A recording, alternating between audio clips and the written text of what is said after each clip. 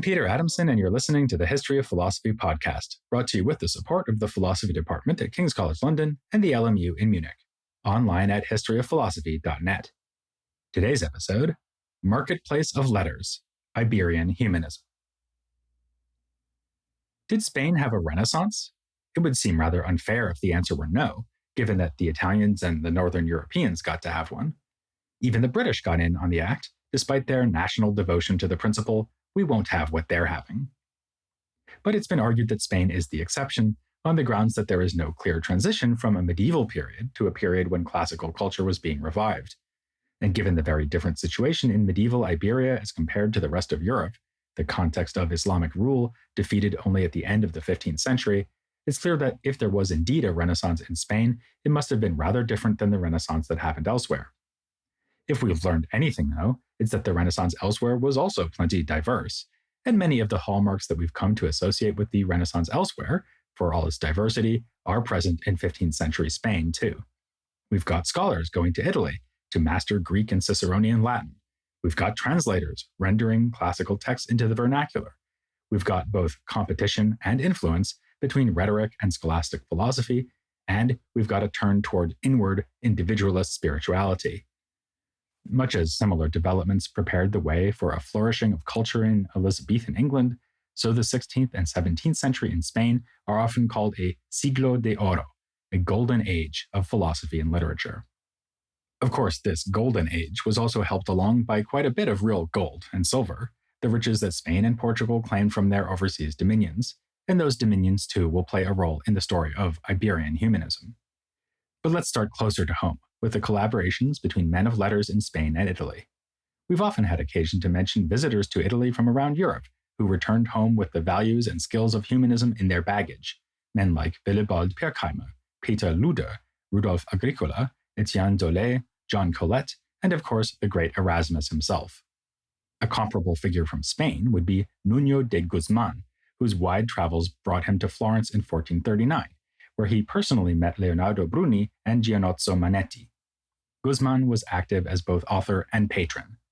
From his own pen came works like a compilation of Aristotle's Nicomachean Ethics and a revised Latin translation of Seneca On Anger, while works he commissioned from others included translations of Cicero, Macrobius, Bruni, and Seneca again. Indeed, Guzman had something of a fascination for Seneca, given that he was also the dedicatee of Manetti's Life of Seneca and Socrates. This more than a century before Lipsius's revival of Stoicism. In accounting for this fascination, the fact that Guzman was Spanish is relevant. Seneca had lived in Roman Spain, so for an Iberian humanist, he was a good candidate for the role of national hero. There was even a house in Córdoba said to be his former residence. Taking the idea further, the humanist Juan de Mena claimed that Seneca, Averroes, and Avicenna all hailed from Córdoba. Reality check. Averroes was indeed from Córdoba, but Avicenna was from near Balkh in modern-day Afghanistan, so in his case, de Mena was off by more than 6,000 kilometers. For you British listeners, that's almost 4,000 miles. Speaking of Leonardo Bruni, he was involved in a clash with a Spanish scholar who indulged in that most humanist of pastimes, insulting other humanists. This was Alonso de Cartagena, the Bishop of Burgos, who himself rendered works of Cicero and Seneca into Spanish. As I mentioned in episode 356, Cartagena had no knowledge of ancient Greek, yet charged Bruni with distorting Aristotle in his elegant Latin translation of the Ethics. Let us, he proclaimed, hack off at the root the error of those who think that philosophical meaning is less important than eloquence. This may seem strange coming from a fellow humanist, but Cartagena had studied law and theology in Salamanca, so he could also be considered a denizen of the scholastic world. As in other parts of Europe, the universities were powerfully affected by the rise of humanism. Salamanca already established a chair of rhetoric in 1403, and other Iberian universities followed suit. The long-term effects can be seen in 5 orations on law, given at Salamanca in 1538 and 1539 by Diego de Covarrubias y Leyva, who would go on to become an influential jurist and bishop. The orations sprinkle in references to such classical figures as Solon, Cato, and Cicero, and confirm that Salamanca has become a center of humanist activity, a marketplace of letters. They also use all the tools of Ciceronian rhetoric to exalt that paradigmatically scholastic enterprise, the study of the law. Jurists, argues Leva, are greater defenders of society than soldiers, because nothing preserves a people so effectively as good laws. Then again, a man of sufficient talent might not need to choose between legal and martial prowess. Someone who was renowned for wearing both armor and the toga, as it was sometimes put, was Íñigo López de Mendoza, the Marquis of Santillana. He distinguished himself in wars against Spanish rivals and in expeditions against Muslim forces, but also amassed one of Iberia's great libraries, wrote admired poetry, and commissioned translations of classical authors, who, of course, included Seneca. The case of Santillana shows us that humanist study was being taken up at the highest level of Spanish society, and that goes for women as well as men. Just as in Italy and France, the study of fine letters offered a way for Spanish women to establish themselves in the previously male world of learning. The most famous example is Beatriz Galindo, called La Latina for her proficiency in Latin. Grand claims have been made for her achievements as a scholar. The 16th century historian Fernández de Oviedo tells us that she was the Latin teacher of Queen Isabella, as just one of numerous puellae doctae, or learned ladies, gathered at the royal court. Galindo is also said to have written works of her own, including a set of notes and commentaries to Aristotle. Unfortunately, a pretty convincing article from 2021 pours a good deal of cold water on all of this. In it, Ana Maria Carabias Torres points out that Oviedo's evidence about Galindo is speculation made at a distance of several decades, and that the royal family already had outstanding male tutors at its disposal, including Peter Martyr de Anguillera, also significant as a chronicler at the Council of Indies. There is, argues Torres, no contemporary evidence to tell us about Galindo's work as a scholar. Torres does not question that Galindo was an accomplished Latinist, and we do have evidence that after starting out as a relatively humble court servant, Galindo was married to a high-ranking husband called artillero because he was an expert in the use of gunpowder weapons. I'd like to think that the pair would have been Arsenal supporters. The two became significant patrons, for example by founding a hospital, and Galindo knew how to stand up for herself, litigating over her inheritance after the early demise of her explosive husband. So even accepting Torres' corrective, we can still add Galindo to our list of learned women who took advantage of humanism to win influence in a male-dominated world. In any case, it seems evident that quite a few 15th century scholars were already convinced that Spain was having a renaissance. Indeed, a humanist eulogy written upon the death of Santillana in 1458 declared that thanks to him, eloquence had changed its true home from Italy to Spain, just as it had long ago gone from Greece to Rome, thanks to Cicero. That might sound familiar. Back in episode 397, we saw Guillaume Boudet making the same claim about humanist study emigrating from Italy to France. It's another feature of humanism that crosses borders. Philological and linguistic proficiency was often joined to a forthright nationalism. We find this also in an author who is often regarded as the greatest of the Iberian humanists, Antonio de Nebrija. In his influential grammatical work, The Art of the Castilian Language, he argued that Castilian Spanish is in no way inferior to Latin. It was published in 1492, and in that same year, Nebrija also published a Latin-Spanish dictionary. A similar sentiment was put forward by Juan de Valdez in his Dialogue on Language, in which it is concluded that of all the vernacular languages, Spanish is most like Latin and therefore the best. In keeping with these attitudes, humanists devoted themselves to translating classical texts, and also the Bible, into Spanish. We're about to see an example of this in the work of the humanist and theologian Luis de Leon, who had this to say about writing in the vernacular. Words are not dignified because they are Latin, but because they are used with dignity, whether they are French or Spanish. Plato did not write vulgar books in vulgar style just because he used his own vulgar language, nor did Cicero speak less highly because he used the language which was vulgar in his time. Before we get to him, though, we should pause to note that humanism was also bound up with a more famous development we associate with the year 1492, the encounter with the Americas, and the subsequent exploration and subdual of vast parts of the globe by the Iberian powers. Along with smallpox and slavery, the Spanish also brought Cicero. By the middle of the 16th century, it was possible to study Latin at a high level in Mexico City. This had been the Aztec capital city of Tenochtitlan. Maybe now this metropolis, and not Paris or Madrid, would be the new home of humanism. That was the ambition of Cervantes de Salazar, an acquaintance of the great humanist Juan Luis Vives, who, let's not forget, was also Spanish, though he spent much of his life abroad. As a converso, he would have had reason to fear persecution in his native land. Salazar also knew Hernan Cortes, the conquistador who took Mexico for Spain, and aimed to use this conquest to broaden the horizons of humanism. And not without success. Antonio Valeranio was an Amerindian who became a great Latinist, capable of speaking extemporaneously in the best Ciceronian style. And on the other side of the world, similar exploits were being pursued by the Portuguese in India. A Jesuit instructor at the college in Goa said of his students, "I recognize, so to speak, many Socrateses, I observe many Aristotles, and I hear many Ciceros, although, to speak the truth, India does not exactly abound with humanists." This is the first chapter of an important subplot within the larger story of colonialism. From the very beginning, Europeans imposed on their foreign subjects educational institutions modeled on those that already existed back home. Of course, they thought of this as a benevolent intervention, bringing the light of knowledge and true religion to benighted peoples. We tend to see things otherwise today, of course, and would be more inclined to speak of cultural imperialism, but without setting such justified reservations aside, we should notice that the Europeans did learn from the non-Europeans too, and were often well aware that they were doing so. We've seen that with Matteo Ricci and his engagement with Confucianism, and with the Relaciones de Indias, the Spanish text containing surveys of these unfamiliar lands and peoples. In India, European scholars engaged with Indian texts like the two great epics, the Mahabharata and the Ramayana.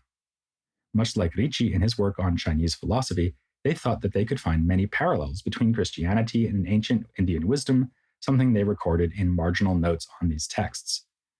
Also, like Ricci, they strove to master the local languages and, as a result, even noticed that the structure of these languages mirrored that of Latin and Greek. This was an early insight into the fact that Sanskrit and the classical European tongues belong to the same Indo-European language family.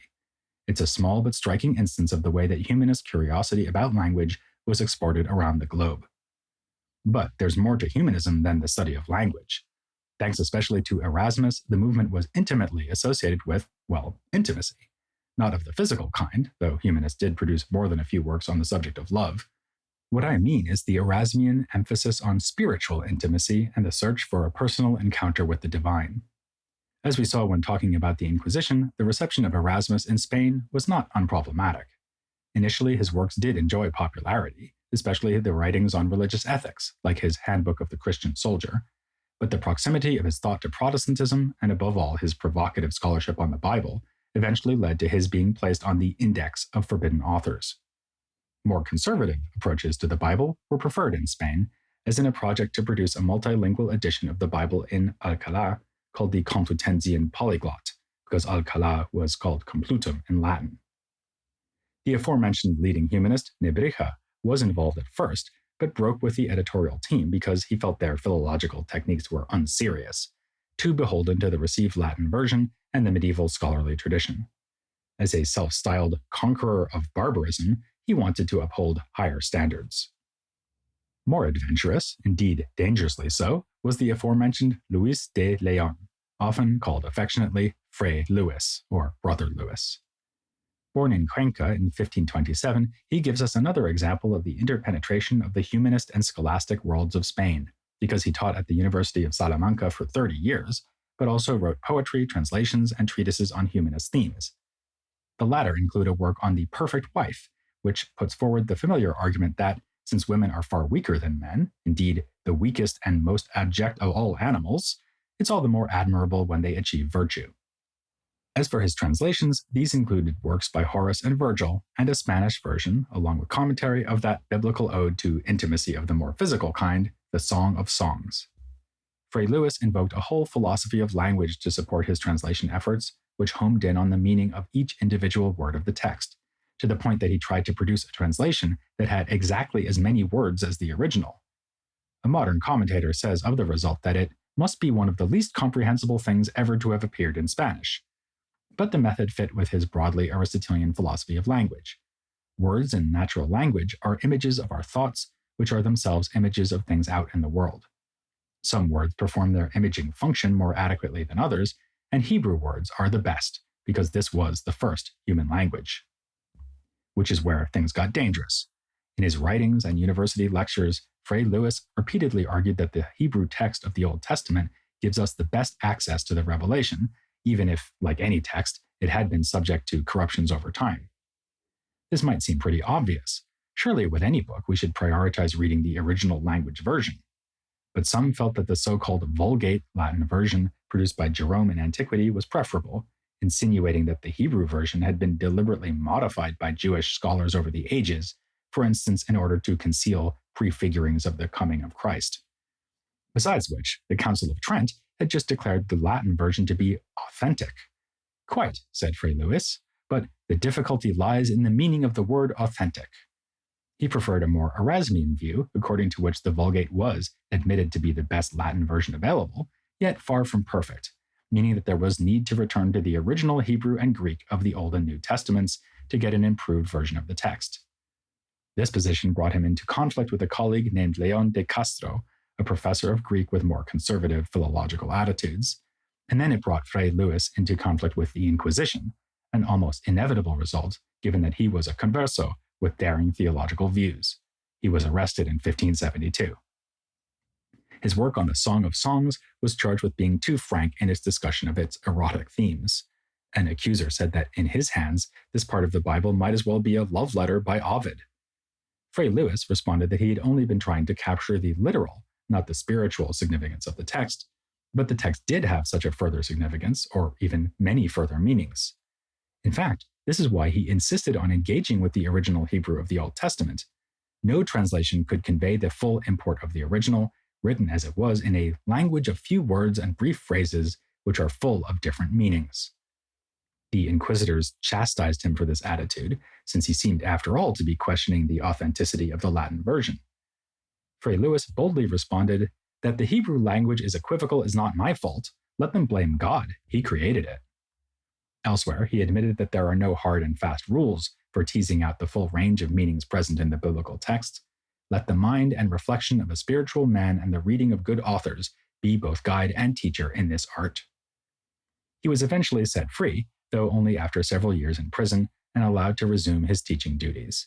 The story has it that he began his first lecture back at the university with the words, "As I was saying last time."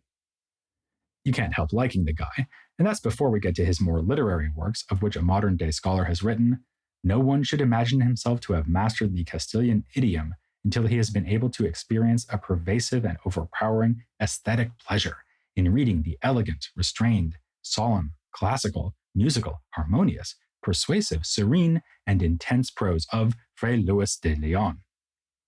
My high school Spanish isn't even close to meeting that standard, I'm afraid, but I can still admire the ambition and philosophical themes in Fray Luis's poems as well as his prose. Among the former, we have an ode written in honor of the blind musician Salinas.